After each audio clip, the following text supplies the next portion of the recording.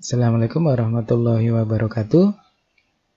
Hari ini kita akan membahas tentang rancangan sama subjek ya, atau sering disebut within subjects design. Oke, langsung saja kita mulai.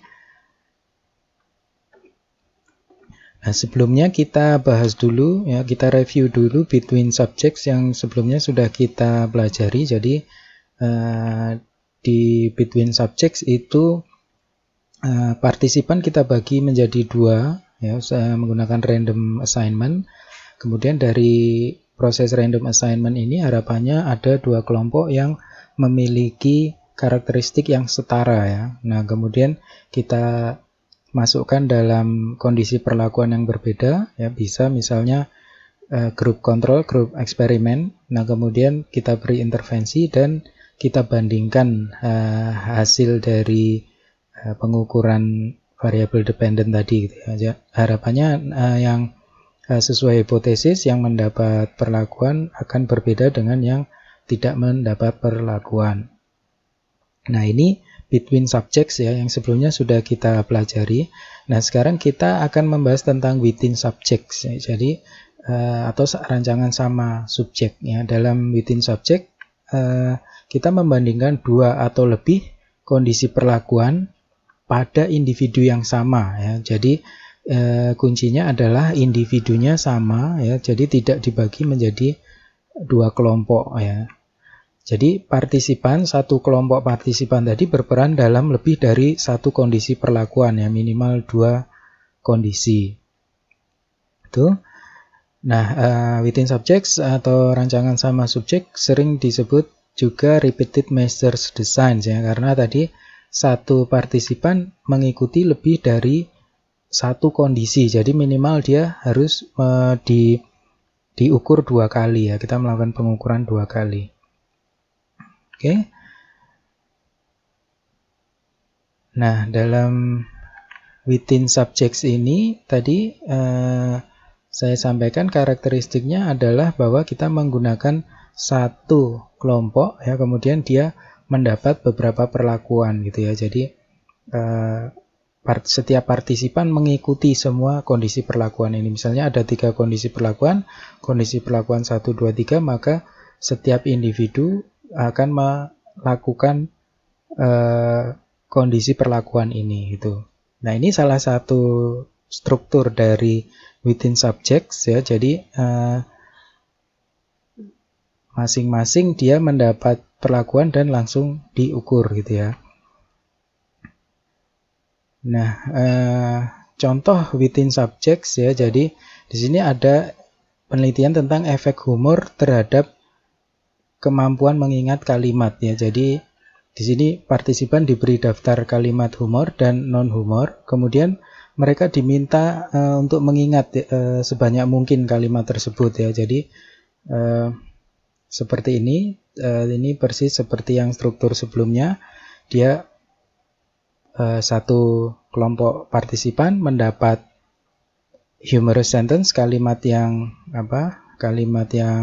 ada komponen humornya, kemudian diukur seberapa banyak dia mengingat. Kemudian langkah selanjutnya dia diberi kalimat yang netral ya, non humor ya, kemudian diukur lagi. Nah, pengukuran pertama dan kedua ini kemudian kita bandingkan ya, yang mana yang dapat diingat oleh mereka lebih banyak gitu. Nah, ini salah satu strukturnya. Bisa juga struktur within subjects itu seperti ini ya. Jadi dengan contoh yang sama. Nah, dengan struktur ini, kalimat humor dan non humor itu dijadikan satu, disampaikan pada satu saat gitu ya. Baru kemudian kita ukur seberapa banyak mereka bisa mengingat kalimat tersebut. Jadi ini struktur within subjects yang kedua. Oke, selanjutnya jadi keunggulan dari within subjects ini lebih banyak ini kita bandingkan dengan between subjects ya. Jadi menggunakan partisipan lebih sedikit ya. Jadi dibandingkan dengan between subject. Nah, karena memang kan tidak menggunakan dua kelompok ya, jadi satu kelompok saja sudah cukup. Jadi kalau kita butuh 20 skor ya, berarti partisipan kita ya 20 itu gitu ya. Sementara kalau dengan between subject berarti kalau dalam dua kondisi perlakuan kita butuh 40 orang untuk mendapatkan 20 skor itu gitu. Nah, kemudian keunggulan within subject selanjutnya adalah variabel extraneous terkait perbedaan individu itu lebih terkontrol ya. Nah, kenapa? Ya karena individunya cuma satu gitu ya, tidak ada perbedaan kelompok, perbedaan individu dalam satu kelompok dengan kelompok lainnya karena kelompoknya cuma satu gitu ya. Nah, ini sering dikatakan sebagai matching ya, pemasangan yang sempurna karena dia dipasangkan dengan dirinya sendiri gitu ya. Oke.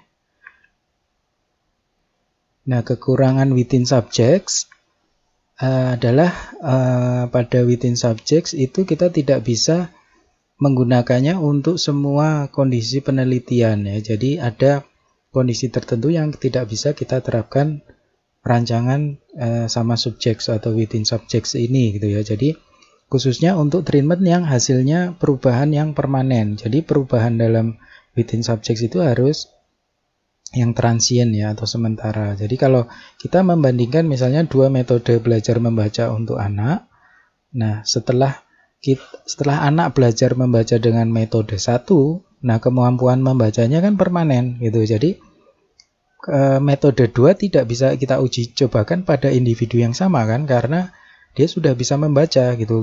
Dia tidak mungkin sudah bisa membaca terus dibuat tidak bisa membaca. Itu ya mungkin bisa juga ya, tapi itu sulit gitu ya dilakukan gitu ya. Nah, kemudian kekurangan within subject selanjutnya adalah partisipan berada pada beberapa kondisi perlakuan yang berarti ini dia berada di dalam eksperimen itu lebih lama gitu ya. Jadi ini rentan terhadap confounding yang terkait dengan waktu ya. Ada kebosanan, kelelahan ya. Kemudian kalau dia bosan, lelah, otomatis dia berusaha untuk segera selesai ya, menyegerakan respon ya. Juga confounding terkait waktu itu ada efek seperti histori ya, ancaman terhadap validitas internal histori, kemudian maturation dan lain-lain. Nanti kita bahas ini ya. Juga kekurangan selanjutnya adalah attrition ya. Attrition ini maksudnya dropouts ya. Jadi dia karena partisipan itu berada pada beberapa kondisi perlakuan, di tengah-tengah jalan dia bisa drop out, jadi tidak menyelesaikan tugasnya dalam eksperimen tersebut gitu. Oke. Nah, itu saja sumber kita adalah chapter 11 Mayer-Hansen, Gravater chapter 9, dan Sadis Cook and Campbell chapter 2 ya. Silakan dicek ya untuk tema pembahasan within subjects. Oke, terima kasih atas perhatian rekan-rekan semua. Assalamualaikum warahmatullahi wabarakatuh.